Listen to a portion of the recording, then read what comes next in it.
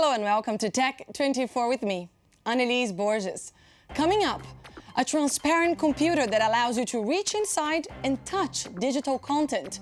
In today's show, we talk to researcher Jin-Ha Lee.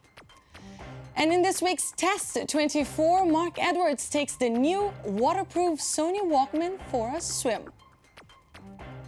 But before we get to those stories, let's take a look at the top 10 billionaire brands and people from the high-tech and telecom industries. The figure of the week is brought to you by Le Journal du Net. In just a few years, new technologies have made their bosses among the richest men in the world. According to Forbes magazine, Mexican business magnate Carlos Slim is the richest man in the world in 2013, with a fortune estimated at $73 billion.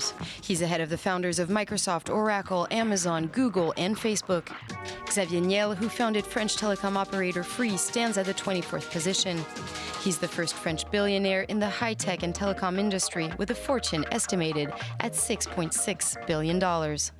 A transparent computer that allows users to reach inside and touch digital content was recently unveiled at the TED conference in Los Angeles. Spacetop combines a transparent LED display and built-in cameras and is able to track the user's gestures and eye movements.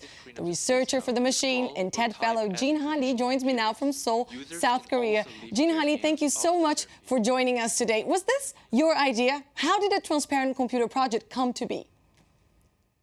I was inspired by this idea of reaching inside the digital world. And actually, there's been a great deal of research that looks at how we can reach into the digital world and physically interact with the information.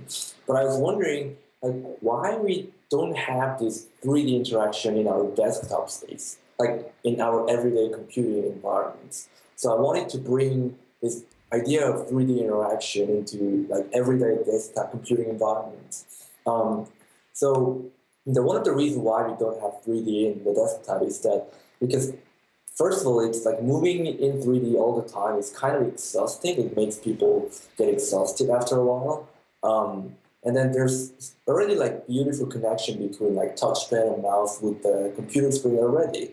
So when I was working at Microsoft Applied Sciences as an intern with my mentor Kelly Blanche, I thought it would be nice to merge these traditional computer interfaces and 3D interface together and make them into a one workflow. I mean, there's great advantage of interacting with digital in 3D space, like when you're arranging the physical book on your desk and shelf, you can easily pick up the books that you stopped reading a week ago because your body kind of remembers where the books were. So this is called spatial memory. But we have this great human skills to interact in the physical space, and I thought it would be really nice to merge these human skills into what we already have with the computer.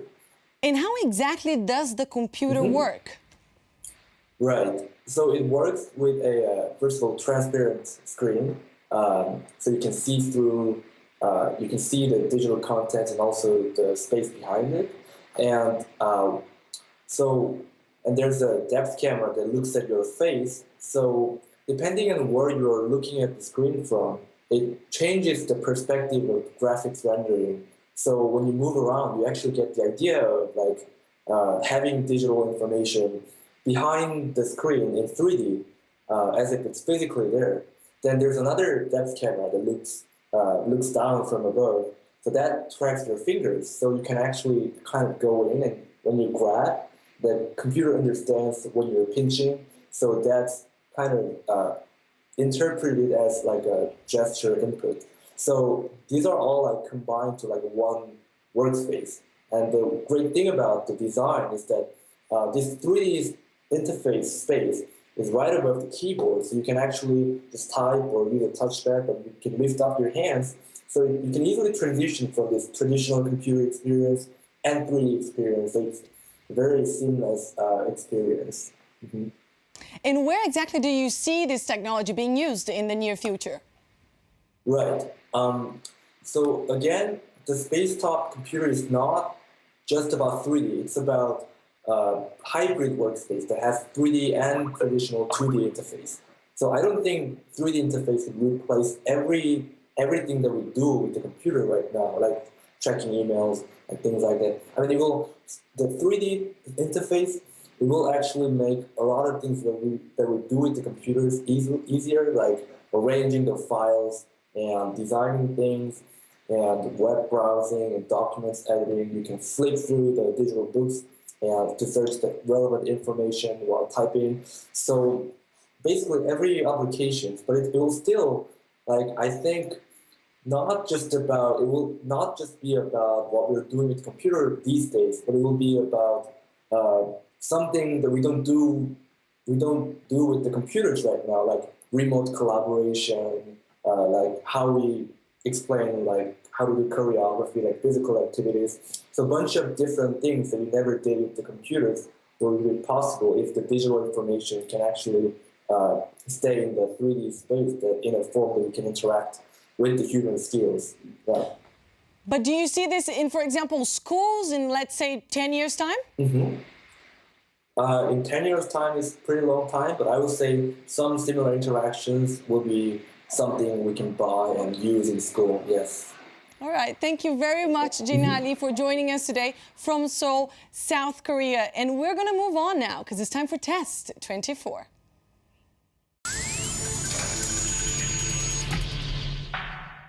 This week, we're testing the new Sony waterproof Walkman.